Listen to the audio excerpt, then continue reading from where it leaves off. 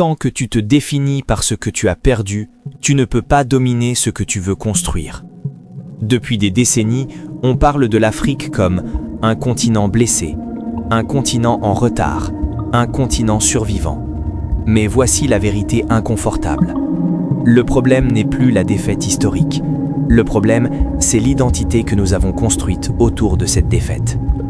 Nos ancêtres ne pensaient pas en termes de survie, ils pensaient en termes de puissance, de continuité et de souveraineté.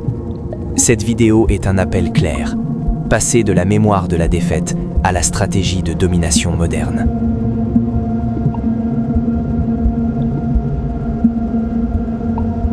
Partie 1. Déconstruire la psychologie de la défaite. Le piège du survivor mindset. Aujourd'hui, beaucoup d'Africains se définissent ainsi. On a souffert, on nous a fait du tort, on résiste malgré tout. Cette posture peut sembler digne, mais stratégiquement, elle est limitante. Elle nous enferme dans un rôle de réactif, perpétuellement en réponse à l'agression extérieure. Elle fait de notre histoire un plafond et non un tremplin. Un survivant réagit aux crises plus qu'il ne les anticipe. Se protège en priorité, limitant ainsi sa prise de risque et son expansion. S'adapte aux règles du jeu imposées de l'extérieur, sans en redéfinir les termes. Un bâtisseur de civilisation planifie sur des échelles de temps qui dépassent sa propre existence. Structure des institutions conçues pour durer et se régénérer. Impose un tempo aux autres, fixe les normes, contrôle les calendriers stratégiques. Le piège est subtil. En nous complaisant dans l'identité du survivant, aussi légitime soit-elle, nous gaspillons notre énergie psychique à entretenir la mémoire de la blessure, plutôt qu'à alimenter la vision de la victoire. Nous confondons résilience, qui est passive, la capacité à encaisser, avec résurgence, qui est active, la capacité à renaître et à imposer. La colonisation mentale moderne, la mémoire devenue prison. La colonisation la plus dangereuse aujourd'hui n'est plus militaire, elle est psychologique, narrative et temporelle. Elle opère en nous poussant à commémorer sans transposer. Nous célébrons des héros et des dates, mais sans extraire de leur combat des principes actionnables pour le présent. La commémoration devient un rituel creux, une catharsis annuelle qui ne débouche sur aucun plan. Dénoncer sans reconstruire. Notre critique du système mondial est souvent juste, mais elle reste une fin en soi. Nous sommes des champions de la dénonciation, mais des apprentis de la proposition. L'énergie de la colère se dissipe en discours, au lieu d'être canalisée dans la création d'alternatives concrètes. Nous souvenir sans dominer. Nous avons fait de la mémoire un musée. Nos ancêtres, eux, en faisaient une académie de guerre. Pour l'Empire du Mali, l'histoire de Soundiata Keïta n'était pas un conte, c'était un manuel de stratégie politique et militaire, étudié pour préparer les générations futures. La mémoire sans stratégie devient un fardeau. Elle alourdit nos pas au lieu de nous propulser. Nous portons le passé comme un mort sur le dos, au lieu de l'utiliser comme un socle sous nos pieds. Nos ancêtres utilisaient l'histoire comme un outil de légitimité, pour asseoir l'autorité et l'unité. Une base de projection, pour comprendre les cycles et planifier l'avenir. Une école de gouvernance, où les erreurs et les succès passés formaient les décideurs. Nous l'utilisons trop souvent comme une justification de l'impuissance, comme un prétexte à notre inaction présente. À cause de ce qu'ils nous ont fait, nous ne pouvons pas. C'est là que réside le cœur de la défaite psychologique.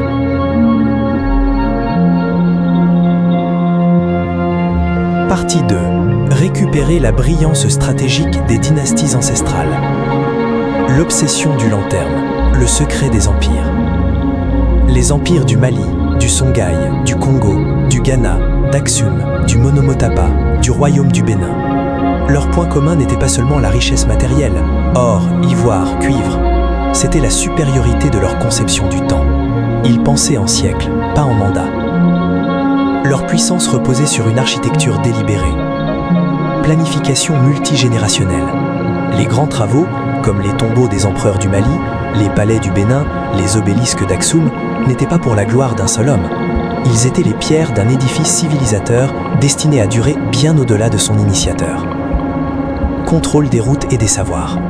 Ils ne se contentaient pas de commercer, ils contrôlaient les routes caravanaires et maritimes, imposaient des droits de passage, fixaient les prix.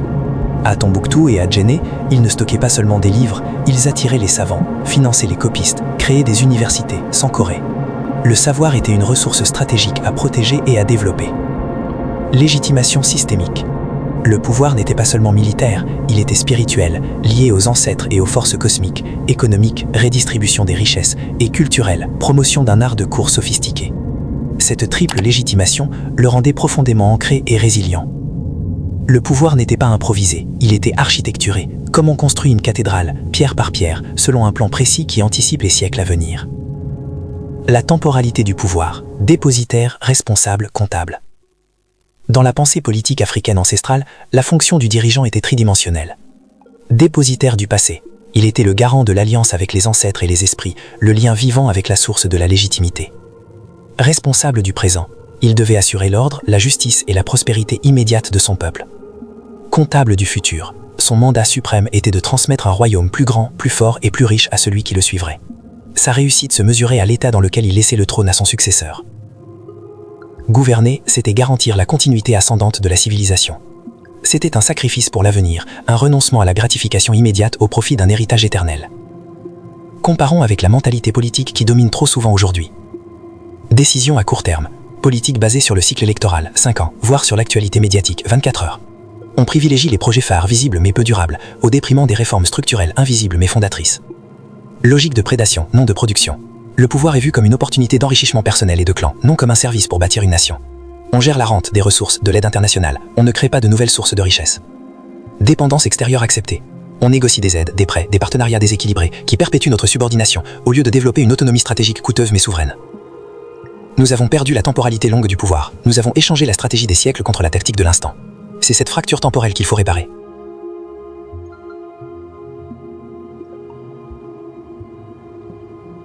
Partie 3. Transposer l'héritage en domination moderne. Le piège de la romance. Il ne s'agit pas de retourner en arrière. Attention, l'objectif n'est pas de romantiser le passé, de vouloir reconstruire des empires médiévaux à l'âge de l'IA et des satellites. Ce serait un contresens tragique. Il s'agit de faire ce que nos ancêtres faisaient, extraire les principes intemporels de leur succès et les réincarner dans les technologies et les systèmes de notre époque. De la mémoire à l'ingénierie mentale et institutionnelle. Transformer l'héritage n'est pas un acte poétique, c'est un acte d'ingénierie sociale. Cela signifie passer du symbole au système. Avoir un drapeau, un hymne, des costumes traditionnels, c'est bien, mais c'est creux sans un système éducatif qui forme des esprits souverains, un système judiciaire impartial et respecté, un système financier qui canalise l'épargne vers des investissements productifs internes. Passer du récit à la stratégie. L'épopée de Sandiata n'est pas à chanter, mais à modéliser. Quelle était sa stratégie d'alliance, sa gestion des territoires conquis, sa logistique?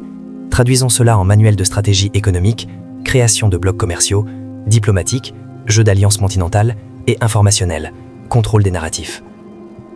Passer de l'émotion à l'architecture. La fierté identitaire est un carburant, mais il faut un moteur. L'architecture, c'est le design institutionnel. Comment concevoir une banque centrale africaine qui serve le développement continental et non les marchés étrangers? Comment créer un conseil de sécurité continental avec une force de réaction rapide crédible? Comment bâtir un Google ou un Netflix panafricain qui définissent notre image et monétisent nos cultures? L'Afrique n'a pas besoin de plus de discours identitaires émotionnels. Elle a besoin de design institutionnel souverain, de logiciels politiques, économiques et culturels conçus par et pour elle. Les nouveaux champs de bataille de la domination moderne. La domination du XXIe siècle n'est plus brutale et territoriale. Elle est douce, systémique et totale. La domination moderne est économique, qui contrôle les chaînes de valeur, les normes comptables, les systèmes de paiement, SWIFT, Visa, Mastercard. Technologique, qui possède les brevets, les plateformes, les données, les infrastructures numériques critiques, câbles sous-marins, serveurs. Culturel, qui produit les films, les séries, les concepts philosophiques, les modes vestimentaires, les standards de beauté et de réussite. Narratif, qui écrit l'histoire contemporaine, définit les termes, terrorisme, démocratie, développement, contrôle les grands médias d'influence et les algorithmes des réseaux sociaux. Celui qui contrôle les normes contrôle les récits. Celui qui contrôle les récits contrôle les esprits. Celui qui contrôle les esprits et les flux de données, de capitaux, contrôle le monde. Nos ancêtres l'avaient parfaitement compris à leur échelle. Le contrôle des routes de l'or et du sel, la production des architectures et d'un art fait massieux, la maîtrise des savoirs astronomiques et médicaux, c'était leur manière de contrôler les normes et les récits de leur époque. À nous de faire de même dans la règne globale actuelle. Cela signifie lutter pour des sièges aux tables où l'on définit les normes de la finance verte, de l'intelligence artificielle, de la gouvernance internet. Créer nos propres classeurs de normes, techniques, culturelles, éthiques et les imposer pour leur excellence.